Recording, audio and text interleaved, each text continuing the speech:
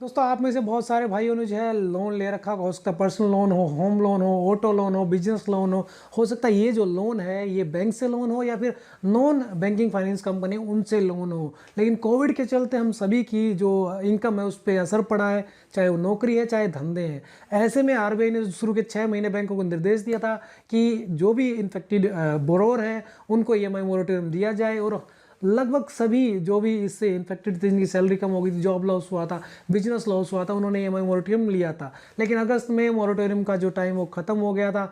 अब उसके बाद आरबीआई जो है रिस्ट्रक्चरिंग के लिए एक पॉलिसी लेके आया था, लेकिन शुरू में उसके लिए बहुत सारी शर्तें थी। आज इस वीडियो में हम बात करने वाले हैं आरबीआई ने 14 दिसंबर को जो हल्फनामा सुप्रीम कोर्ट में जमा करवाया उसके तहत अब रिस्ट्रक्चरिंग और लोन मोरेटोरियम के लिए आपको अप्लाई करने के लिए वो सारी शर्तें खत्म हो गई हैं। इसको एक बिल्कुल एक सिंपल तरीके से बना दिया गया है। नमस्कार भाइयों, मेरा नाम है संदीप दरा, आप सब देख रहे हैं टेक बुद्धि। वीडियो लाइक जरूर करें, वीडियो को शेयर जरूर करें और चैनल पर अगर नए हैं तो छोटी सी रिक्वेस्ट है आप सभी से, नीचे जो लाल बटन सब्सक्राइब का उसको दबाएं, चलो सब्सक्राइब करें। और अगर आपको कोई सवाल है लोन मोरेटोरियम से जुड़ा हुआ, रिस्ट्रक्चरिंग से जुड़ा हुआ या बैंक की किसी भी समस्या से जुड़ा हुआ तो नीचे कमेंट करके जरूर बताएं, मैं आपको उसका रिप्लाई जरूर करूंगा और मैं कोशिश करूंगा कि आपको उसका सोल्यूशन मिले। अब बात कर लेते हैं कि आज की इस वीडियो में आपको बताने वाला हूँ कि रिस्ट्रक्चरिंग और लोन मोरेटोरियम जो है तो आप किस तरीके से अप्लाई करेंगे। दोनों चीज़ें आपको मिल सकती हैं, सिंपल प्रोसेस है, कोई बड़ा प्रोसेस नहीं है, कोई भी कर सकता है। अपने मोबाइल से अप्लाई कर सकते हैं, अगर आपको मोबाइल चलाना नहीं आता तो ऑफलाइन कर सकते हैं। सारा इस वीडियो में जानने वाला हूँ। सबसे पहले बात कर लेते हैं कि आप अगर मोबाइल यूज़ नहीं करते, आपको इंटरनेट नहीं आता है, तो आप सीधे अपनी बैंक की ब्रांच में जाएंगे।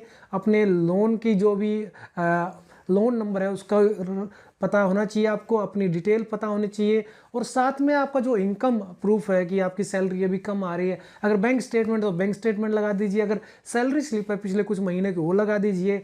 वो लगा कर बैंक में जो है आप ये रिक्वेस्ट डाल सकते हैं कि कोविड के चलते मेरा जो इनकम है वो कम हुआ, चाहे वो बिजनेस है चाहे वो फिर आपकी जॉब है, और उस पेपर को आप बैंक में सबमिट करवा दीजिए। फिर बैंक आने वाले टाइम में आपको उसका रिप्लाई करेगा और आपको जो है रिस्ट्रक्चरिंग के अंदर जो अभी फिलहाल जो पॉलिसी उसमें कोई नया रूल नहीं है। अगर आप इन्फेक्टेड हैं, जो भी कोविड के चलते आपकी सैलरी कम हुई है, बिजनेस लॉस हुआ है, तो आपको रिस्ट्रक्चरिंग का ऑप्शन दे दिया जाएगा और आपकी सैलरी देख के जो है आपका मोरेटोरियम एक्सटेंशन हो सकता है। अब दूसरी बात कर लेते हैं, आपको अगर ये ऑनलाइन करना है तो आप किस तरीके से करेंगे, किन किन बातों का ध्यान रखना है, किस किस को आप मेल करेंगे, सारा इस वीडियो में जानने वाले हैं। सबसे पहले बात कर लेते हैं कि जब आप एक मेल लिखेंगे तो उसके जो सब्जेक्ट होगा उसमें आप अपना लोन का जो नंबर होता है, लोन नंबर जो होता है उसको लिखेंगे। अपनी डिटेल जो है जो आप लिखेंगे कि भाई ये लोन है, इतने का लोन था, इतने महीने में मैंने भरा है और अब मैं इसकी जो लोन की ईएमआई हो इस रीजन से नहीं भर सकता हूँ, जॉब लॉस है या मेरी सैलरी कम हो गई है।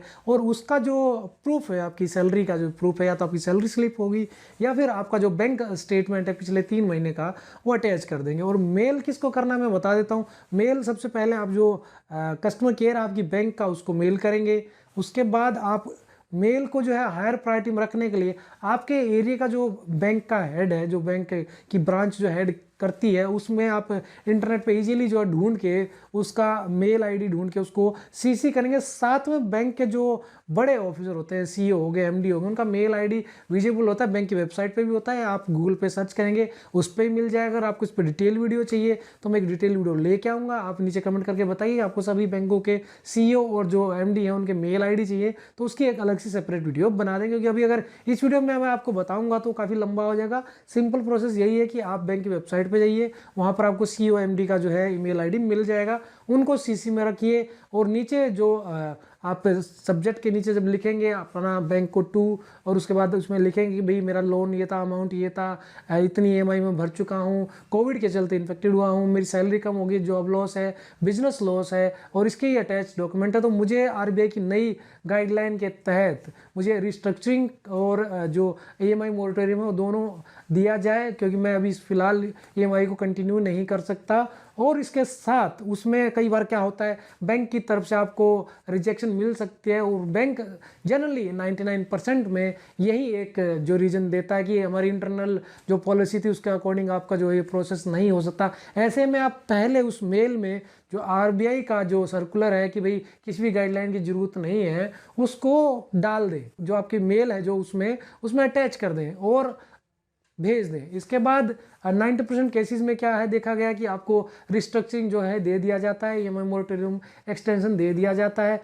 किसी केस में अगर आपको ऐसा लगता है कि इसके बावजूद बैंक ये बोलता है कि नहीं, आपको इंटरनल पॉलिसी के अकॉर्डिंग हम आपको रिस्ट्रक्चरिंग या ईएमआई मोरेटोरियम नहीं दे सकते, उस केस में आपको क्या करना है दोस्तों, आपको जो है आरबीआई को कंप्लेन करनी है। कंप्लेन कैसे करेंगे, जो रिप्लाई आपको आया है उसी रिप्लाई को वापस भेजना है, और आरबीआई के जो आपके एरिया के जो लोग हैं, एक लिस्ट होती है, मैं आप उस लिस्ट का भी लिंक जो नीचे दे दूंगा, आप उस वेबसाइट पे जाके अपनी शहर में जो भी आरबीआई का जो अपॉइंट ऑफिसर है, जो बैंकों के पूरी जो कंप्लेंट होती है उसको देखता है, उसको भी मेल कर देंगे। उसके बाद क्या होगा, आपका ये जो इशू है ये बड़ा हो जाएगा, और बैंक को भी ये लगेगा कि बंदे को जो मेल ड्रॉप कर रहा है, जो मेल हमें रिक्वेस्ट डाल रहा है, उसको सारी जानकारी है। 99% केसेस में बैंक हमें यही कह के टाल देता है कि भाई इंटरनल पॉलिसी है, हमें ये गाइडलाइन अभी तक आई नहीं है, आरबीआई तो बहुत पहले ये रूल निकाल देता है, हमें तो बहुत महीनों बाद आते हैं।